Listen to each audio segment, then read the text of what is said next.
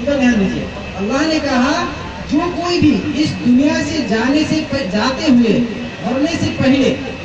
دین اسلام کے علاوہ کسی اور دن کو اختیار کیا ہوگا اور اس حال میں مر گیا ہوگا، دین اسلام کے علاوہ لے کر کے جائے گا کوئی دوسرا دن، کوئی دوسرا علم لے کے جائے گا، کوئی دوسرا راستہ، کوئی دوسرا طور طریقہ لے کے جائے گا، اللہ کے یہاں قبول نہیں ہوگا، اللہ کے یہاں قبول نہیں ہوگا۔ سورہ آل عمران میں اللہ سبحانہ وتعالیٰ فرماتے ہیں وَمَن يَبْتَغِ غَيْرَ الْإِسْلَامِ دِينًا فَلَن يُقْبَلَ مِنْهُ وَهُوَ فِي الْآخِرَةِ مِنَ الْخَاسِرِينَ۔ یعنی جو لوگ اسلام کے علاوہ کسی دوسرے دھرم کو، اللہ کے حکم کے علاوہ کسی اور کے حکم کو لے کر کے جائیں گے، حکم کو مان رہے ہوں گے اس دنیا سے جاتے ہوئے، یا کوئی دوسرا علم انہوں نے اپنایا ہوگا، کوئی دوسرا بات اپنایا ہوگا، تو کسی دوسرے کے پیچھے چلے ہوں گے، کسی باباؤں کا دھرم کے پیچھے چلے ہوں گے، اللہ کے یہاں قابل قبول نہیں ہے۔ کیوں؟ کیونکہ وہ اللہ کا بنایا ہوا، اللہ کا بھیجا ہوا دین نہیں ہے، اور اس میں کمیاں ہیں، اس میں ہمارے زندگی بتانے کے لیے کمپلیٹ طور طریقے نہیں ہے، اس میں بہت ساری کمیاں ہیں، اور وہ ہمارے لیے بھی نقصان دہ ہے اور دوسرے کے لیے بھی نقصان دہ، معاشرے کے لیے بھی نقصان دہ۔ تیسری بات یہ ہے کہ وہ اپنے خالق، اپنے مالک کی طرف نہ لے جا کر کے، مالک کے تابع نہ کر کے کسی دوسرے کے تابع کر دیتا ہے، کسی دوسرے کے انڈر میں بنا دیتا ہے۔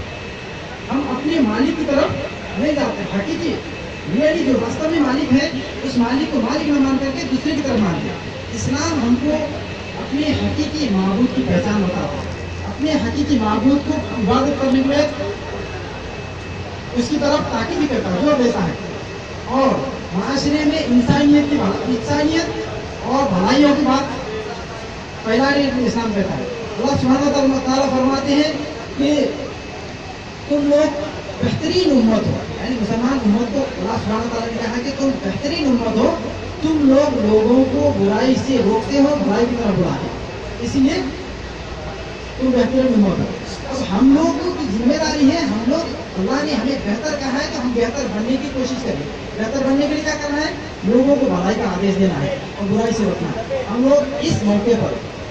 ہمیشہ ہمارے اوپر یہ ذمہ داری ہے، لیکن اس وقت خاص ذمہ داری ہے کہ ہم کسی کو برے آدیش نہ دیں، کسی کو بری باتیں نہ کہیں، کسی کو برے باتوں کی طرف نہ لے جائیں، ہمیشہ اچھائی کی طرف بلائیں اور برائی سے روکیں۔ کوئی دوسرے بھائی غلط کام کرنے کی کوشش کرتے ہیں، غلط بات کہتے ہیں تو ان کو روک دیں،